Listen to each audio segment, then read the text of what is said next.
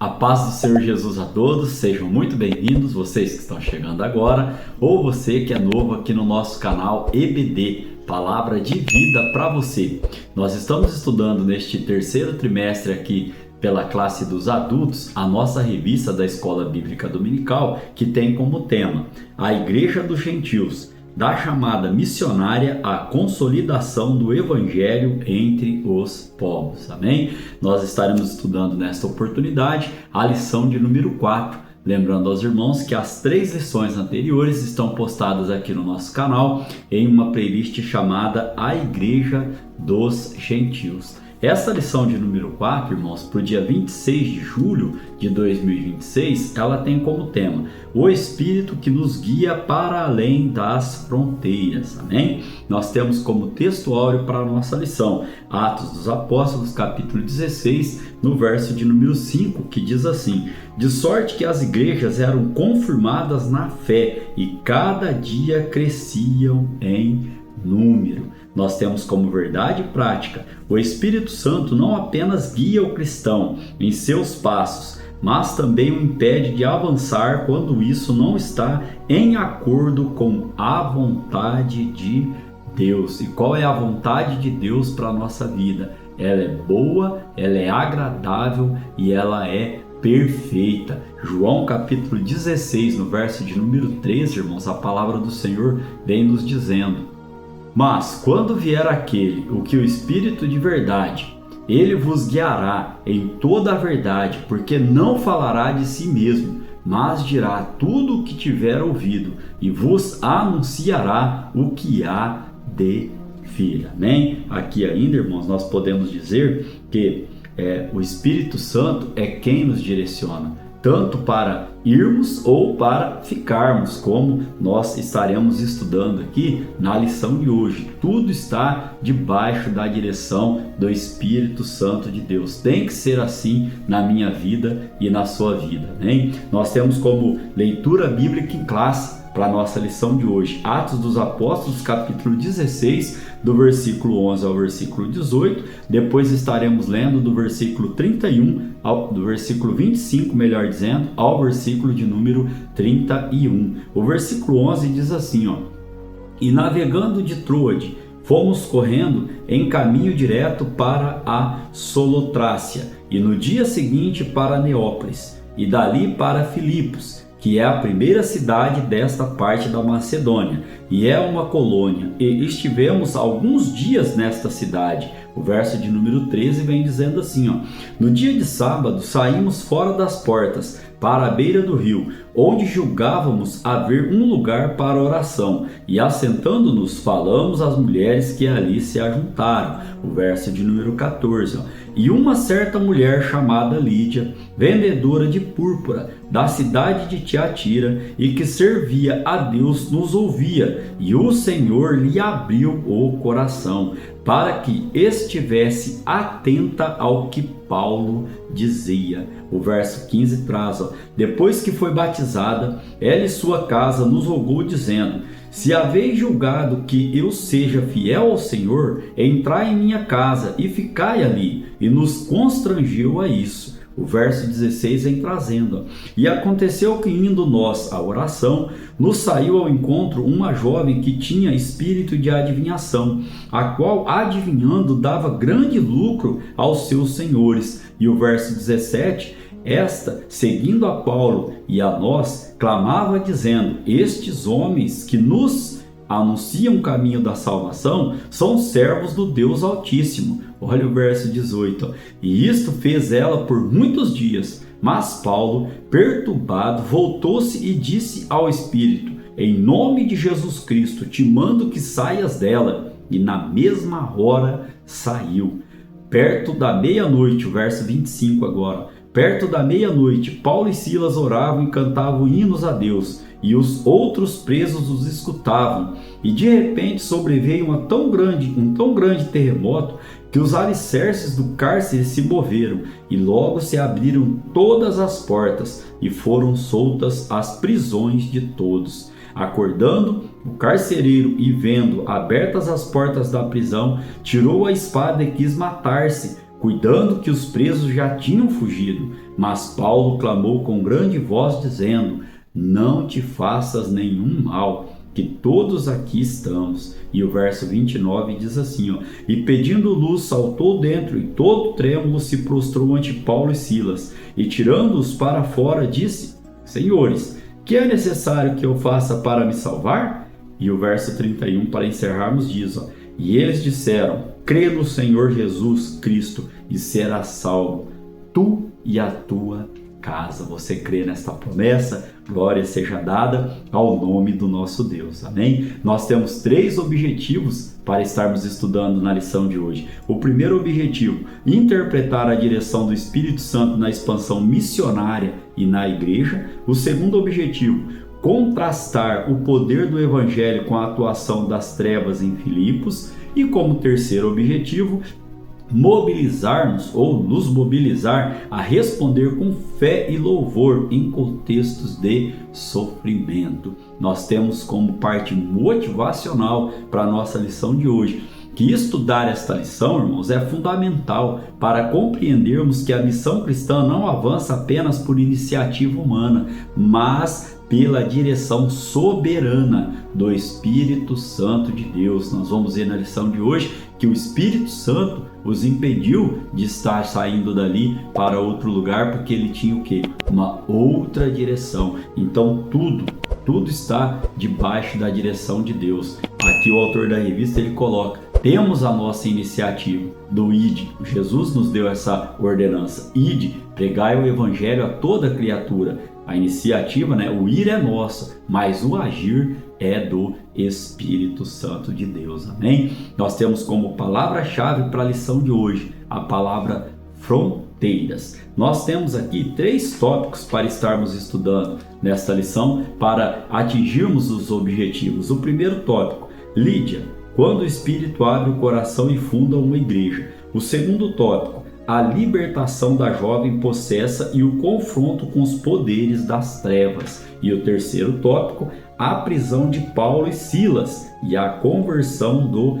carcereiro. Olha que coisa maravilhosa, irmãos. Tinha um propósito ali, aquela prisão de Paulo e Silas. Amém? Caminhando para a parte de introdução da nossa lição de hoje, nós temos que, mesmo diante de conflitos e mudanças de rota, o Espírito Santo conduz cada passo, impedindo caminhos e abrindo outros, conforme a vontade de Deus. Como já citei aos irmãos em Romanos, Paulo aos Romanos ele diz: boa, agradável e perfeita. Aqui ainda, irmãos, esta lição ela vai nos revelar que o Espírito Santo nos guia para além das fronteiras, mostrando que a missão avança quando a igreja aprende a ouvir, a obedecer e a confiar na direção divina. Que Deus esteja falando ao seu coração neste momento. Caminhando para os tópicos da nossa lição, nós temos o primeiro então, que diz: Lídia, quando o Espírito abre o coração e funda uma igreja. O primeiro subtópico aqui vai trazer para a gente a direção soberana do Espírito na segunda viagem missionária.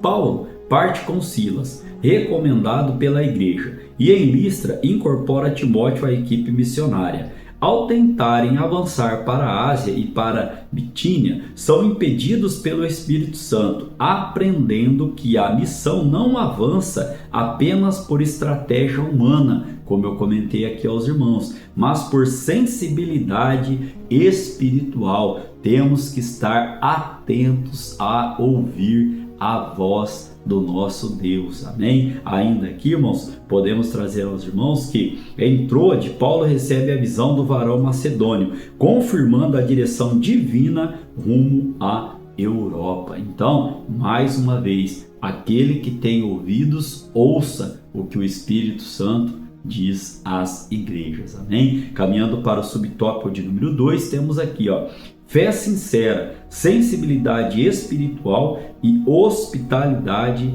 de Lídia. Aqui, como nós já citamos na leitura bíblica em classe, vamos ressaltar novamente quem era Lídia. Lídia é apresentada como adoradora de Deus, provavelmente uma gentia temente ao Senhor. possuía boa condição financeira, mas não era dominada pelo materialismo. Nós vamos ver que ela convoca, chama Paulo ali, como nós já lemos na leitura, para ir para sua casa. Ela abre mão daquilo que ela tem em prol da obra do Senhor. Que o que Deus tem nos dado, irmãos, para administrarmos aqui nessa vida, não se torne o que? O nosso altar, não se torne o nosso Deus. A Bíblia diz: buscai primeiro o reino de Deus. Então tudo que Deus tem nos dado aqui é para que nós tenhamos uma vida, com abundância, uma vida um pouco melhor, mas que isso não substitua a nossa adoração ao nosso Deus. Nós ouvimos tantos casos, a esposa que bate a porta do carro e o marido, ele vai ali, quer arrumar uma conversa por causa daquilo ali, coloca o coração em coisas materiais, e o nosso coração tem que estar onde? Tem que estar em Cristo, tem que estar em Deus, amém? Ainda podemos trazer aqui nesta parte aqui do subtópico de número 2, que a conversão é obra da graça divina. E por que nós estamos trazendo esse texto? Porque em Filipos demonstra sensibilidade espiritual ao participar das reuniões de oração. O texto afirma que o Senhor lhe abriu o coração. É pela graça, como nós estudamos na lição anterior, é pela graça que a conversão ela acontece. Lídia, ela crê, é batizada com sua casa e coloca seus bens a serviço do reino. João capítulo de número 11, no verso de número 40, a palavra do Senhor ela vem nos dizendo: disse-lhe Jesus: não tenho dito que se creres verás a glória de Deus? Olha só, Lídia, ela creu naquela palavra e a Bíblia vai dizer que o Senhor lhe abriu o coração, amém? O terceiro subtópico, irmãos, nós estaremos estudando a pregação em Filipos: simplicidade, graça e poder transformador. Na lição anterior nós aprendemos que a graça é um favor imerecido do nosso Senhor e Salvador Jesus Cristo. Nós não merecíamos, mas pela sua graça nós fomos alcançados. Graça e poder que transforma, Aqui, irmãos, Lídia responde com fé e obediência, ensinando que Deus age tanto em grandes centros quanto em encontros humildes. Sua conversão inaugura a igreja em Filipos e revela que onde o Espírito Santo ele age, abre os corações e o reino do Senhor ele avança, amém? Então aqui ainda podemos trazer que a mesma cidade que recebe o evangelho também manifestará oposição espiritual.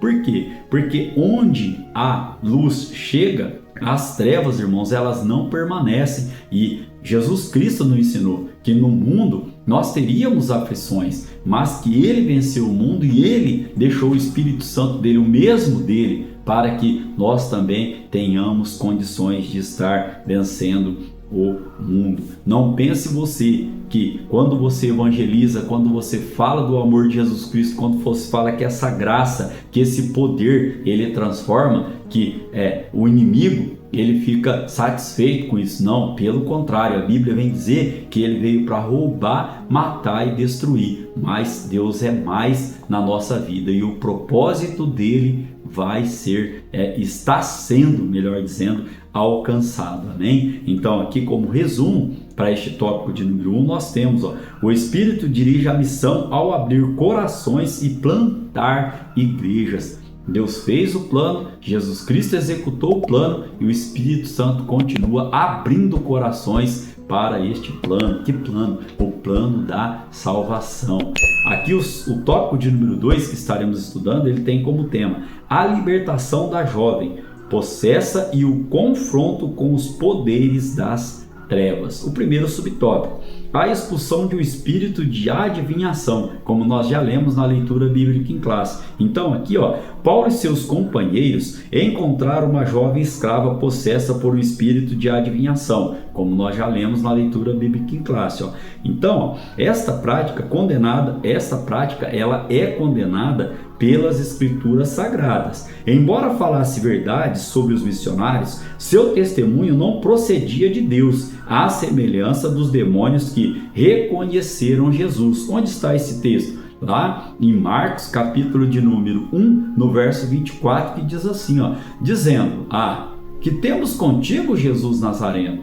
Vieste destruir-nos? Bem sei que és o Santo de Deus. Ainda em Lucas, capítulo 4, verso 41, palavra do Senhor traz, e também de muitos saíam demônios, clamando e dizendo: Tu és o Cristo, o Filho de Deus. E ele, repreendemos, não os deixava falar, pois sabiam que ele era o Cristo. Amém? Então aqui, o mesmo exemplo do que Jesus nos ensinou, né? Paulo, ele repreende aquele espírito porque sabia que não provinha de Deus. Amém? O segundo subtópico, irmãos, nós estaremos estudando a reação dos exploradores e a perseguição injusta. Aqui, irmãos, debaixo de falsas acusações e perturbação da ordem pública, os missionários foram condenados sem julgamento, açoitados publicamente e lançados na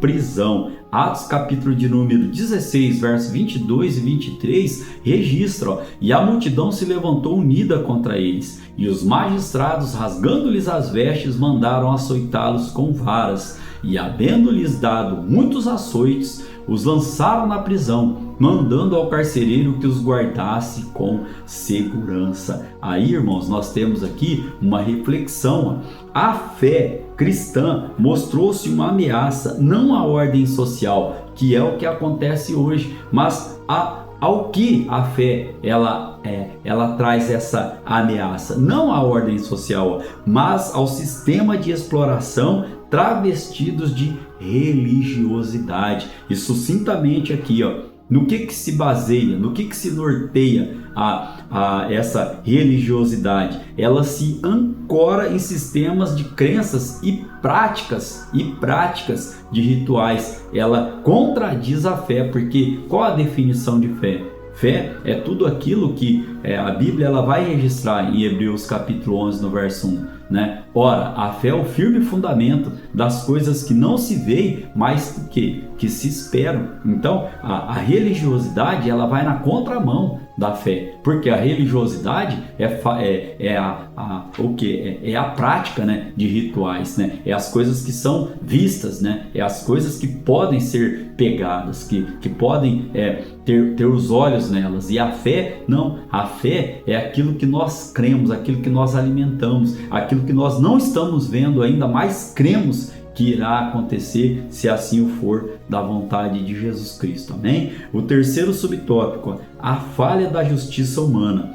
Os magistrados romanos ignoraram o devido processo legal e violaram os direitos de Paulo e Sila como cidadãos romanos. O episódio evidencia que a justiça humana é falha e pode ser movida por pressões e interesses. Mas isso, irmão, não frustra o propósito que Deus tem na vida de cada um de nós. O processo, ele é doloroso muitas vezes, mas o propósito é maior do que o processo. Paulo e Silas estavam passando por um processo, mas o propósito de Deus, ele não pode ser frustrado. Amém? Ainda podemos trazer aqui, que o crente é chamado a discernir, confiar e permanecer fiel, mesmo quando agir corretamente resulta em oposição e injustiça. Ainda podemos trazer, que Deus, ele continua sendo soberano sobre todas as coisas, inclusive sobre as prisões da vida. Isso não frustra o que ele tem para cada um de nós. Volto a repetir, o salmista no Salmo 37, verso 12 e 13, ele diz assim,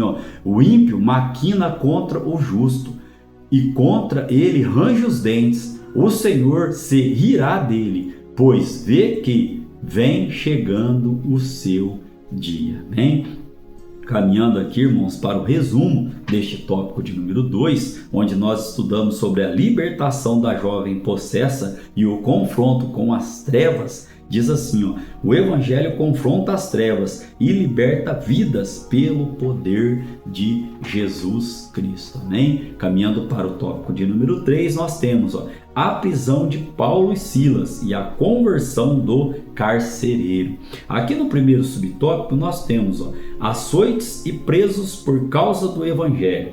Paulo e Silas foram tratados como criminosos, como nós já acabamos de estudar, perigosos, e sofreram humilhação, dor e injustiça. O cárcere interior, provavelmente localizado no subsolo, era um lugar de escuridão e sofrimento extremo. Então, irmãos, aquele ambiente ali, ele não tirou o quê? A vontade, o desejo de Paulo e Silas estarem adorando o Senhor. O autor da revista pontua aqui para nós, ó: aquele ambiente de aflição tornou-se cenário de manifestação do poder de Deus, mostrando que nenhuma prisão é capaz de limitar a ação soberana do nosso Deus. Nada pode impedir o agir de Deus. A palavra do Senhor registra: agindo eu, quem impedirá? Né? Nós temos que continuar crendo que mesmo no sofrimento, mesmo na dor, nós devemos o quê? Louvar ao Senhor, porque a Bíblia diz que Deus, ele habita no meio dos louvores, e Deus ouviu o louvor ali dos seus dois servos e trouxe ali o quê? E trouxe a sua graça, o seu poder, a sua misericórdia em libertá-los, e aquele carcereiro e a sua família foram salvos. Amém? O segundo subtópico ele vem trazendo, ó, o louvor que abre portas e transforma ambientes. Ó, Paulo e Silas oravam e cantavam hinos a Deus. O louvor, nascido em meio à dor, revelou uma fé que não depende das circunstâncias. Romanos, irmãos, capítulo 3, verso 5 diz assim, ó: e não somente isto, mas também nos gloriamos nas tribulações, sabendo que a tribulação produz a paciência. Ainda podemos trazer aqui aos irmãos, ó, que um terremoto sacudiu a prisão, abrindo as portas e soltou as cadeias de todos os presos. Então, ó,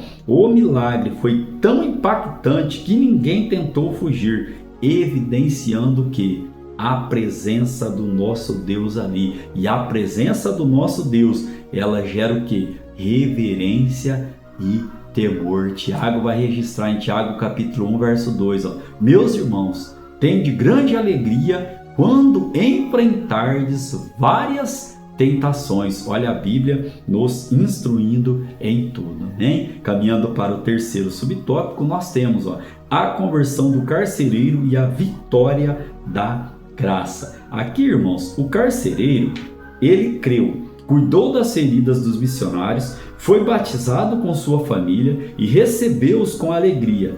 Onde o evangelho entra, vidas e lares são transformados. Segundo Coríntios capítulo 5, no verso de número 17, diz assim, ó: assim que, se alguém está em Cristo, nova criatura é, e as coisas velhas já passaram, eis que tudo se fez novo. Aqui ainda podemos trazer, irmãos, que Deus continua sendo soberano, mesmo nas prisões da vida. O Senhor transforma sofrimento em testemunho e usa circunstâncias adversas para salvar outros. Eu me lembro agora de uma passagem quando Davi estava fugindo ali do seu filho que queria tomar o seu reino, e aí apareceu ali um tal de Simei jogando pedra nele, e o capitão queria, né, matar o Simei. E aí Davi vai e fala para ele: olha, não faça isso, Deus vai transformar a maldição deste dia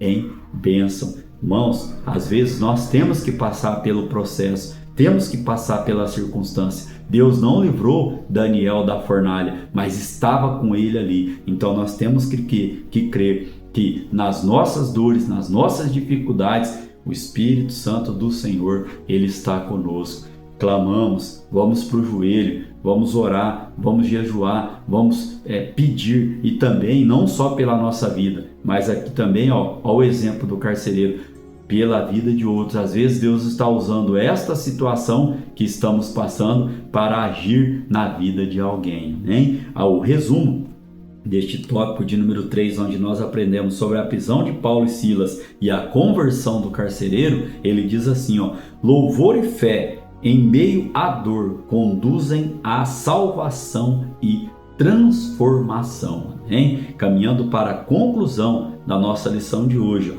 nós temos que a narrativa bíblica deixa claro que a missão é contínua e exige fidelidade. Nós temos que continuar esta missão. Temos, como já ouvi alguns dizendo, continuar Atos dos Apóstolos, que podemos também dizer que são atos do Espírito Santo. Ainda aqui, irmãos, guiados pelo Espírito Santo, os servos de Deus avançam e a igreja é fortalecida e novas comunidades cristãs são estabelecidas. A expansão do reino depende de obreiros comprometidos com a palavra e sensíveis à voz do Espírito Santo de Deus. Então, irmãos, que eu e você continuemos sendo sensíveis a ouvir esta voz, sendo fiéis, sendo também ousados e obedientes à direção que o Espírito Santo ele nos conduz. Amém? Que este mesmo Espírito Santo continue falando ao seu coração.